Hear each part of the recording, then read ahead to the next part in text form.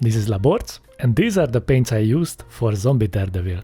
Guys, this sculpt is so good it totally blew my blind. Creating a dark red mid-tone is a bit challenging if you are not aware of some basic rules.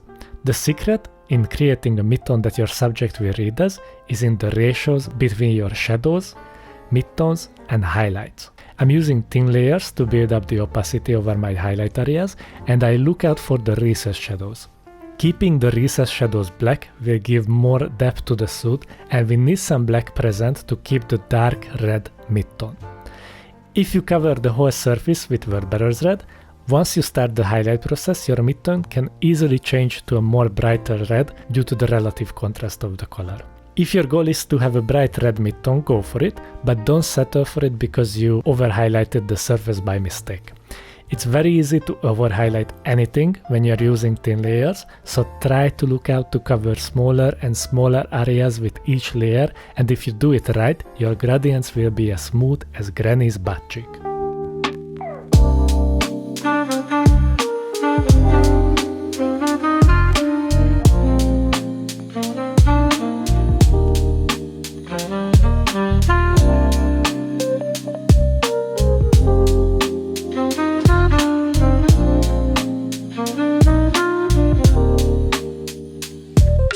Continue the process with Evil Sun Scarlet. Reduce your highlight areas inside the Werber's red layer, and we will add more saturation to our red suit. Go around every fold and wrinkle of the suit that face upwards, and use thin layer consistency for some creamy blends. Go around the edges and be careful with over-highlighting. On the back, it is a little bit more tricky to highlight the muscles, but try to cover the top half of each bigger muscle group.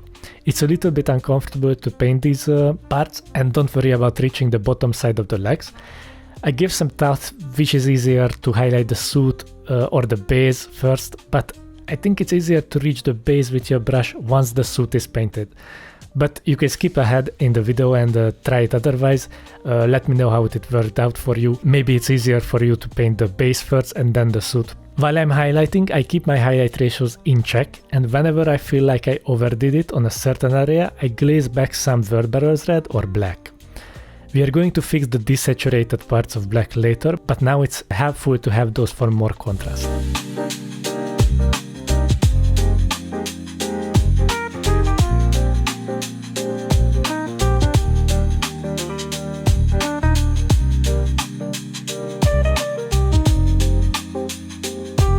Now we want to push the contrast on the suit for two reasons. One, we want the highlights to stand out more, and two, Papa Laborz wants to create a shiny leather finish, which is more closer to the Ben Affleck version of the suit. Do you guys love that movie? I was like certain when I saw it with a buddy of mine, and we thought it was the coolest thing. I even checked the suit up scene while I was painting this mini, and guys, that suit still looks cool, and I really like the new iteration of Daredevil too. And if I'm comparing the bar fight scene, how much smoke they used it in the 2003 movie, compared to the smoke show they have in the new Daredevils, it's night and day. Okay, so with this round of highlight, I go over the batons and highlight them with a thicker line of red.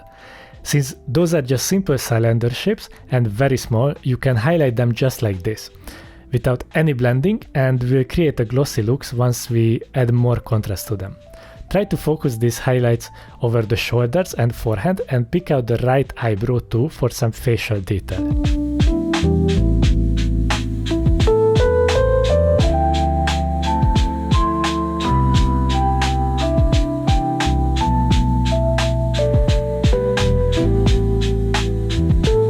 Mix some sunny skin tone to the Wild Rider red and work in the shiny parts of the suit inside the previous Wild Rider red layers.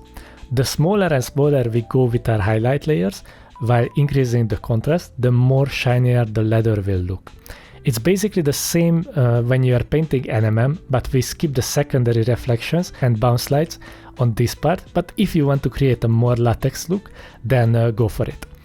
I go over the shoulders, collarbone, forehead and some areas over the right leg to add more visual interest on these parts. Once I'm happy with the placement and volume of the highlights, I blend them in to make them a little bit smoother with a thin down glaze consistency.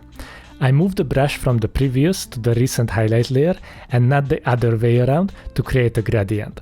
I go around and do multiple runs of this for a nicer result.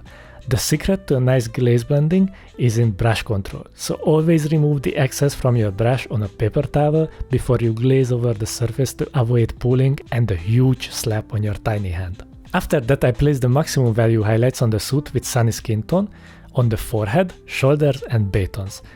On the forehead, I messed up a little bit, creating too big of a dot, so I later fixed it, repainting the highlights there from scratch. On the batons, I place these highlights on their left side because I want to introduce a different light source from that angle.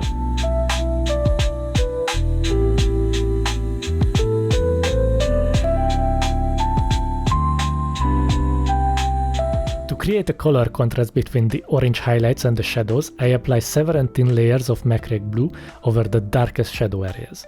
This is pretty similar to what we did on the zombie juggernaut character. I really like purple for shadows in general, but Macrake blue is a bluish purple, so it will add so much more depth to the shadow areas of the suit. It's going to appear more purple on the suit because you're basically mixing blue with red, so yeah, that's going to be purple.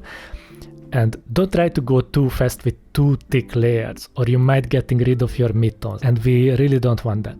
So nice and steady build up those shadows over the darkest areas to have a nice result.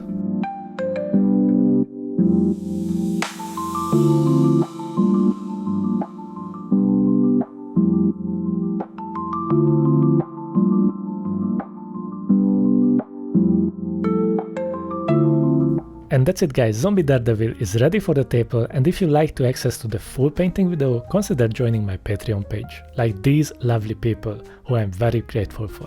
You can find PDF guides for characters that won't receive a video, and some painting content for other games as well. A special shout out goes to Cold-Blooded Dom, Trying to Paint Minis, Jonathan Mosner, Glitchy Macrash, Penoman45, Michael Kerr, and Ramlo. I hope your day will be as smooth as a granny's butt cheek.